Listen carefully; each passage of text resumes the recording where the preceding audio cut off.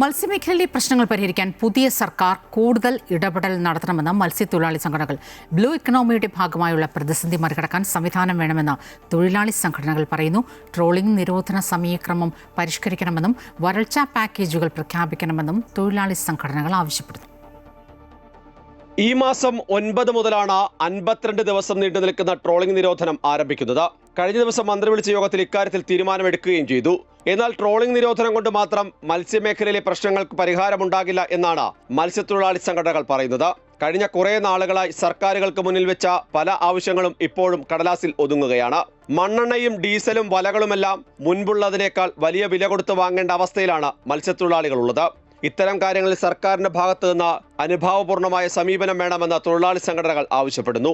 Climate change അടുത്ത വർഷം എന്ന് പറയുന്നത് എൽനിനോ വർഷമാണ്. കടൽ ചൂട് പിടിക്കും, മത്സ്യം കിട്ടാണ്ട് പോവുകയാണ്.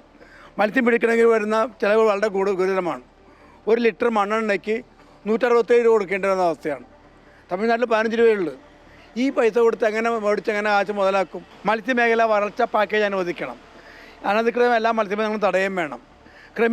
ആഴക്കടൽ മത്സ്യബന്ധനത്തിന് നിരുത്സാഹപ്പെടുത്തണം. കേന്ദ്ര ഗവൺമെൻറ് ആട്ടി ഈ മേഖല പൂർണ്ണമായും വൻകിട കുത്തകൾക്ക് കൊടുക്കുകയാണ്. അവർ തീരത്ത് വന്ന് മുഴുവൻ മീൻ പിടിച്ചുകൊണ്ടുന്ന അവസ്ഥ നിൽക്കുന്നത്. ഇതൊക്കെ അങ്ങേറ്റ ഹാനികരമായ കാര്യമാണ്. ഇക്കാര്യങ്ങളെക്കുറിച്ചൊക്കെ ഞങ്ങളുമായി ചർച്ച ഞങ്ങൾക്ക് ആവശ്യപ്പെടാനുള്ളത്. പലയിനം മത്സ്യങ്ങളും കടലിൽ വലിയ തോതിൽ കുറഞ്ഞു വരികയാണ്. തെറ്റായ നയങ്ങളുടെ ഭാഗമായാണ് ഇത് സംഭവിക്കുന്നതെന്നാണ് തൊഴിലാളി സംഘടനകൾ കുറ്റപ്പെടുത്തുന്നത്. പുതിയ സർക്കാർ അധികാരത്തിലേറിയിട്ട് ദിവസങ്ങൾ മാത്രമേ ആയിട്ടുള്ളൂ. അതുകൊണ്ട് മറ്റ് സമരപരിപാടികൾ ഈ ഘട്ടത്തിൽ ആലോചിച്ചിട്ടില്ല. എന്നാൽ സർക്കാർ അടിയന്തരമായി എല്ലാവരുമായി നേരിട്ട് ചർച്ച നടത്തണമെന്ന് സംഘടനകൾ ആവശ്യപ്പെടുന്നു. കാലവർഷത്തിലും തുലാവർഷത്തിലും 2 പാദത്തിലായി ട്രോളിംഗ് നിരോധനം ക്രമീകരിക്കാനുള്ള നീക്കമുണ്ടായെങ്കിലും അത് എങ്ങും എത്തിയിട്ടില്ല. നിലവിലെ 52-ന് പകരം 60 ദിവസം എന്നുള്ളതായിരുന്നു ക്രമീകരണത്തിൽ മുന്നോട്ട് വെച്ച നിർദ്ദേശം. എന്നാൽ ഈ ശുപാർശകൾ അംഗീകരിക്കപ്പെട്ടില്ല. ബ്ലൂ ഇക്കോണമി നയത്തിന്റെ ഭാഗമായുള്ള കടന്നുകയറ്റങ്ങളിലും തൊഴിലാളി സംഘടനകൾ ആശങ്ക രേഖപ്പെടുത്തുന്നുണ്ട്.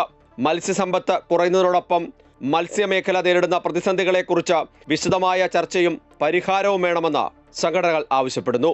അമൃത ന്യൂസ്, കൊച്ചി.